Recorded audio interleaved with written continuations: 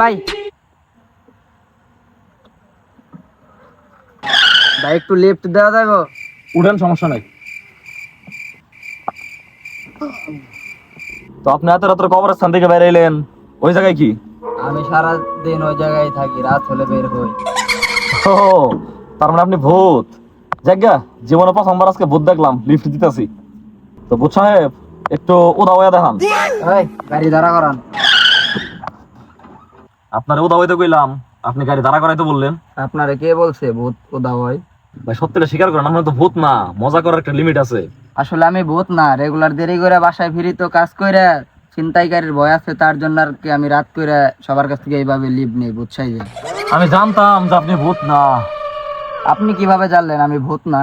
কারণ আমি ভূত। استغفر الله العظيم. Ay, ay, ay,